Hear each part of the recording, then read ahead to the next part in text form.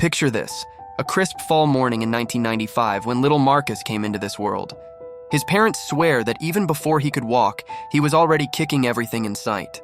It was like the universe had decided, this kid, he's meant for soccer. Fast forward a few years, and there's 7-year-old Marcus tearing up the youth soccer fields of his hometown.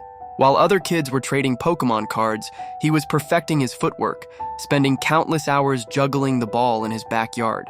His talent didn't go unnoticed. Soon he was the star of every youth team he played for, leaving parents and coaches whispering about this kid who moved like he had the ball glued to his feet. As he grew, so did his reputation. By his teens, he'd caught the eye of Elite FC, the best team in the league. They took him under their wing, shaped him, molded him into a professional. For 5 years, Elite FC was his family, his home. But you know how these stories go? Sometimes family can surprise you, and not in a good way. One day, Marcus's agent came to him with what seemed like an incredible opportunity, a lucrative contract with a promising up-and-coming team. The numbers were amazing, the terms looked perfect, and the future seemed bright. Without hesitation, Marcus signed on the dotted line.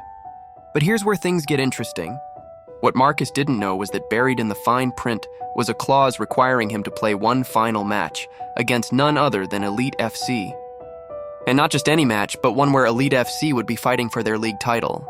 His old teammates, his former coaches, all waiting on the field where he once called home. The realization hit him like a thunderbolt. He'd been played like a fiddle. His new team hadn't wanted him for his skills. They wanted him because they knew Elite FC's plays, their strategies, their weaknesses. And who better to exploit those than their former star player?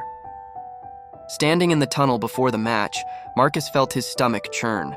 The roar of the crowd seemed different now, more menacing.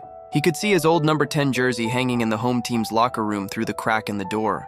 The very jersey that had once represented his dreams now felt like a reminder of betrayal.